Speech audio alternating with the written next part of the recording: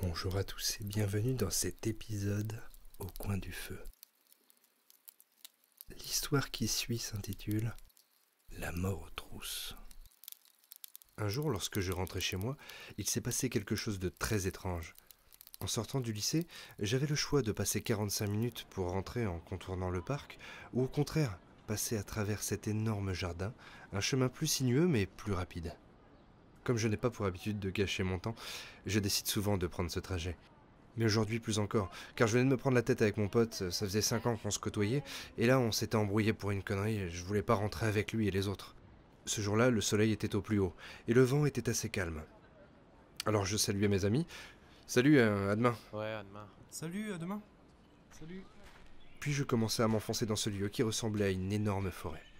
Le sentier que j'allais emprunter était comme un énorme tunnel. Le long du chemin, on pouvait trouver des bordures qui délimitaient le passage. Au sol, des feuilles d'automne jonchaient le chemin, avec des arbres recroquevillés sur eux-mêmes. Je commençais à avancer dans le tube sphérique. Ce n'était pas la première fois que j'empruntais ce chemin. Les oiseaux chantaient dans les arbres, tout était ensoleillé. Soudain, le chant des oiseaux laissa place à un silence. On n'entendait que le bruit du vent. Je m'arrêtai une seconde sans vraiment comprendre pourquoi. Mais des bruits de pas se firent entendre derrière moi. Je me retournai rapidement, mais je ne vis personne. Cela peut paraître ridicule, mais je marchais quelque part en marche arrière, puis je me retournai de nouveau. Je continuai à avancer, c'était sans doute des animaux. Je marchais un petit peu plus vite, j'étais à un peu plus de la moitié du tunnel, quand au loin j'aperçus une silhouette. Ça me fit ralentir le pas une seconde. Puis, je continuais de nouveau à avancer normalement.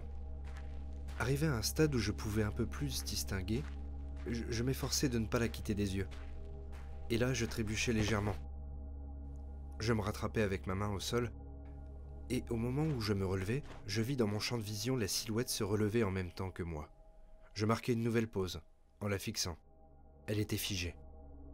Je m'ai mis de nouveau à avancer, et elle fit de même. Nous nous rapprochions de plus en plus, elle et moi. J'étais à la fois angoissé et énervé qu'on se moque de moi ou qu'on tente de m'effrayer comme ça.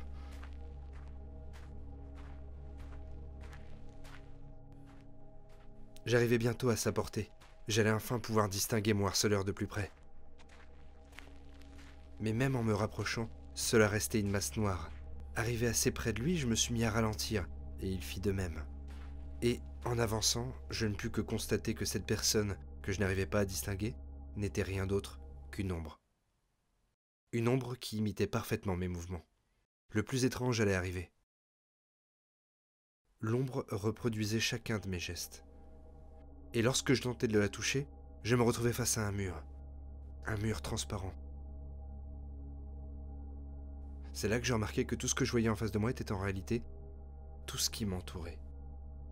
Ce n'était rien d'autre qu'un énorme reflet. Je vis l'ombre changer légèrement au niveau du visage, et on commençait à pouvoir distinguer quelqu'un. Moi. C'était mon visage que l'on voyait. Et derrière moi, dans ce reflet, quelque chose arrivait à grande vitesse. Un bruit de klaxon retentit. C'était un camion. Je me retournai aussitôt et sautai sur le côté. Quand j'ai commencé à rouvrir les yeux, il n'y avait rien, que le bruit du vent et quelques oiseaux qui se remirent à chanter. Je pris mes jambes à mon cou et partis le plus vite possible en direction de chez moi. Cette nuit-là, il m'a fallu plusieurs heures avant de pouvoir m'endormir, et je pris la décision de garder tout ça pour moi. Le lendemain, en allant à l'école, je partis chercher mes amis. Salut.